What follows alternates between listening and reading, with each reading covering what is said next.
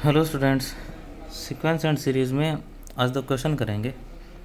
पहला क्वेश्चन देखो क्या है। Discuss the convergence of the sequence A N where A N क्या है 2n-7 अपॉन 3n+2। ये जो सीक्वेंस दे रखी है इसकी कन्वर्जेंस को चेक करना है। ए एन दे रखा है 2n-7 अपॉन 3n+2। an+1 क्या होगा, n की जगह n+1 पुट करेंगे, ये आ जाएगा 2 into N plus one minus 7 upon 3 into N plus one plus 2। ये किसके बराबर आ जाएगा 2n-5 अपॉन 3n+2। अब हम क्या करेंगे, an+1 माइनस an निकालेंगे। हम चेक करेंगे ये जो सीक्वेंस है ये मोनोटोनिकली इंक्रीजिंग है या डिक्रीजिंग है। अगर इंक्रीजिंग हुई तो हम आगे दिखाएंगे कि बाउंडेड अबव हो जाएगी तो कन्वर्जेंट हो जाएगी, और अगर मोनोटोनिकली डिक्रीजिंग हुई तो बाउंडेड बिलो हो जाएगी तो कन्वर्जेंट हो जाएगी। तो हम ये वैल्यू निकाल रहे हैं an+1 माइनस an। तो क्या होगी 2n-7 upon 3n+2 minus 2n-5 upon 3n+2। इसको सोल्व करेंगे तो ये वैल्यू आ जाएगी 25 अपॉन 3n+2 इंटू 3n+5। और n क्या है, n नेचुरल नंबर है तो ये वाली वैल्यू हमेशा 0 से बड़ी मिलेगी। और 0 से बड़ी का मतलब क्या हो जाएगा, an+1 minus an is greater then 0। और यहाँ से क्या इम्प्लाई होगा कि an+1 is greater then an। तो इस बात का मतलब क्या हुआ कि जो सीक्वेंस an थी वो मोनोटोनिकली इंक्रीजिंग हो गई। अब इंक्रीजिंग हो गई तो हमें क्या दिखाना पड़ेगा कन्वर्जेंट होने के लिए। अगर ये बाउंडेड अबव हो जाती है तो कन्वर्जेंट हो जाएगी। तो हम an जो सीक्वेंस है उसकी टर्म्स लिखेंगे। उसकी टर्म लिखी हमने, पहली टर्म आएगी -1, दूसरी आएगी -3/8, थर्ड -1/11, फोर्थ 1/14, 3/17। क्या होता जा रहा है कि नोमरेटर तो कम बढ़ रहा है, डिनोमिनेटर ज़्यादा बढ़ रहा है। तो ये वैल्यू हमेशा 1 से कम मिलेगी, 1 से ज़्यादा कभी नहीं जाएगी इसकी कोई भी टर्म। तो हर एक टर्म 1 से कम हो जाएगी। तो ये क्या हुई, बाउंडेड अबव होगी 1 से।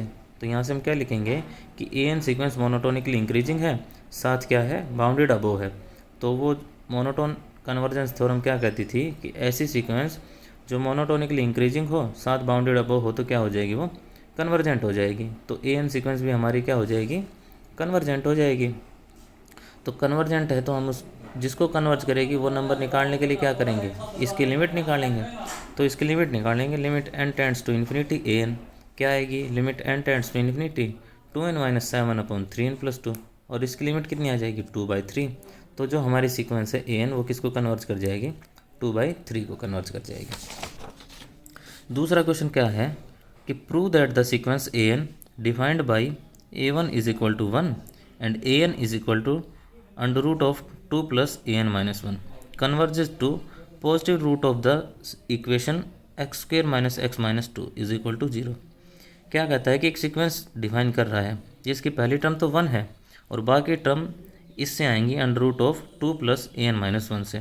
तो कहता है कि ये जहाँ भी कन्वर्ज करेगी ना तो वो किसको कन्वर्ज करेगी, इस इक्वेशन का जो भी रूट होगा ना उसको कन्वर्ज करेगी, ये शो करके दिखाना है। तो इसको पहले कन्वर्जेंट दिखाने के लिए क्या करेंगे, इसको तो पहले मोनोटोनिकली इंक्रीजिंग या डिक्रीजिंग दिखाएंगे। इंक्रीजिंग आ गई तो बाउंडेड अबव, डिक्रीजिंग आ गई तो बाउंडेड बिलो, ये दिखाएंगे। तो इसकी देखो हम ये सारा काम PMI से दिखाएंगे, मोनोटोनिकली इंक्रीजिंग भी PMI से और बाउंडेड अबव भी PMI से दिखाएंगे। तो a1 टर्म दे रखी है इसकी 1, an क्या दे रखी है under root of 2 plus an-1। हम क्या करेंगे PMI में सबसे पहले रिजल्ट ट्रू करते हैं n इज इक्वल टू 1 के लिए। तो 1 पुट करेंगे यहाँ तो ये तो 0 हो जाएगा, तो 1 तो पुट करेंगे नहीं, हम 2 पुट कर लेंगे। तो जब n की वैल्यू 2 पुट करेंगे तो क्या होगा a2 is equal to under root of 2 plus a1। और a1 की वैल्यू कितनी दे रखी है, 1 दे रखी है, तो ये हो जाएगा अंडर रूट 3।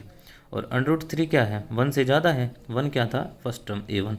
तो क्या हुआ a2 ग्रेटर देन आ गया किससे, a1 से। तो हमारा रिजल्ट ट्रू हो गया। n इज इक्वल टू 2 के लिए मान लो भाई PMI में सबसे पहले क्या करते हैं, n की किसी एक वैल्यू के लिए रिजल्ट ट्रू करते हैं और बाकी और वैल्यूज़ के लिए रिजल्ट को ट्रू मान लेते हैं। तो ये n इज इक्वल टू 2 के लिए तो रिजल्ट ट्रू हो गया। अब हम क्या मान लेंगे कि जो रिजल्ट है वो n is equal to m के लिए ट्रू है, यानी कि am इज़ ग्रेटर देन हो जाएगा am-1। ये मान लिया और प्रूव क्या करेंगे, इससे अगले वाली term n is equal to m+1 के लिए हम रिजल्ट को प्रूव कर देंगे। तो हमने ये माना है कि A M greater than A minus one, दोनों तरफ 2 ऐड कर देंगे तो हो जाएगा 2 plus A M is greater than 2 plus A M minus one. Under root करेंगे तो ये वैल्यू बन जाएगी ए एम प्लस वन और ये वैल्यू बनेगी ए एम। तो क्या हो गया, A M plus one is greater than A M. तो हमने पी एम आई से क्या दिखा दिया कि m के लिए तो माना था और m प्लस वन के लिए रिजल्ट को प्रूव कर दिया। तो पी एम आई से क्या होगा कि सब n के लिए ये रिजल्ट ट्रू हो जाएगा कि ए n plus one is greater than a n. और इस बात का मतलब क्या कि ए एन सीक्वेंस है वो मोनोटोनिकली इंक्रीजिंग हो गई। अब मोनोटोनिकली इंक्रीजिंग है तो कन्वर्जेंट दिखाने के लिए क्या दिखाना पड़ेगा, इसको बाउंडेड अबव दिखाना पड़ेगा। तो इसकी फर्स्ट टर्म 1 दे रखी है, बाउंडेड अबव भी हम क्या दिखाएंगे, पी एम आई से ही दिखाएंगे। अब फर्स्ट टर्म 1 है जो 2 से छोटी है, तो हम क्या मान लेंगे कि n is equal to M के लिए रिजल्ट को ट्रू मान लेंगे, यानी कि n is equal to M के लिए सब टर्म 2 से छोटी हैं। तो ए एम तक की सारी टर्म 2 से छोटी हैं और दिखा क्या देंगे, m प्लस वन, अगले वाली टर्म भी 2 से छोटी अगर आ गई तो सब टर्म 2 से छोटी हो जाएंगी। तो दोनों तरफ 2 ऐड करेंगे, A M plus two is less than 2 plus two, ये 4 हो जाएगा। तो A M plus two is less than 2 और दोनों तरफ अब क्या करेंगे, अंडर रूट ले लेंगे। दोनों तरफ अंडर रूट लेंगे तो क्या होगा, under root of 2 plus A M is less than 4 का अंडर रूट 2 और ये वैल्यू हो जाएगी ए एम प्लस वन, वो हो गया लेस देन 2। तो पी एम आई से क्या हुआ, रिजल्ट सब एन के लिए ट्रू हो गया, ए एम प्लस वन वाली टर्म भी 2 से छोटी आ गई। तो उस सीक्वेंस ए एन की हर एक टर्म क्या हो जाएगी, 2 से छोटी हो जाएगी। 2 से छोटी का मतलब क्या कि 2 से वो बाउंडेड अबव हो गई, तो a N sequence bounded above हो गई। अब मोनोटोनिकली इंक्रीजिंग हो गई, बाउंडेड अबव हो गई। तो मोनोटोन कन्वर्जेंस थ्योरम क्या कहती है कि सीक्वेंस ए एन कन्वर्जेंट होगी। तो ए एन कन्वर्जेंट हो गई यहाँ से। अब कन्वर्जेंट होगी तो हम उसको मान लेते हैं कि ए एन सीक्वेंस किसी अल्फ़ा नंबर को कन्वर्ज करती है। तो कन्वर्ज करने का मतलब क्या कि limit N tends to infinity A N कितना हो जाएगा, अल्फ़ा हो जाएगा। अब देखो ए एन टर्म, जो ए एन सीक्वेंस थी उसकी हर एक टर्म क्या थी, पॉजिटिव थी और पॉजिटिव टर्म वाली जो सीक्वेंस है वो पॉजिटिव नंबर को ही कन्वर्ज करेगी। तो अल्फ़ा भी क्या आ जाएगा, पॉजिटिव आ जाएगा। तो हम यहाँ से निकालेंगे, क्या दे रखा था, a n plus one is equal to under root of 2 plus A n, square करेंगे तो ए एन प्लस वन का whole square is equal to 2 plus A n और लिमिट लेंगे दोनों तरफ तो क्या हो जाएगा, limit N tends to infinity A n plus one का whole square is equal to 2 plus limit N tends to infinity A n. अब ए एन कहाँ कन्वर्ज कर रही है, अल्फ़ा पे, तो a n plus one her term alpha पे जाएगी उसकी लिमिट, तो ये हो जाएगा अल्फ़ा का square is equal to 2 plus A N alpha. इसको इस साइड लाएंगे तो क्या हो गया, alpha square minus alpha minus 2 is equal to 0। अब ये क्या हुआ, अल्फ़ा एक क्वाड्रेटिक इक्वेशन को सेटिस्फाई कर रहा है और वो इक्वेशन क्या बनेगी, अल्फ़ा की जगह एक्स पुट करेंगे, X square minus X minus 2। तो यहाँ से क्या लिखेंगे हम कि alpha is the root of the equation X square minus X minus 2 is equal to 0। तो क्या हुआ, ए एन जो सीक्वेंस थी वो अल्फ़ा को कन्वर्ज कर रही थी और अल्फ़ा एक पॉजिटिव नंबर है जो किस इक्वेशन का रूट बन रहा है, x square minus X minus 2। यही प्रूव करना था हमें। Thank you.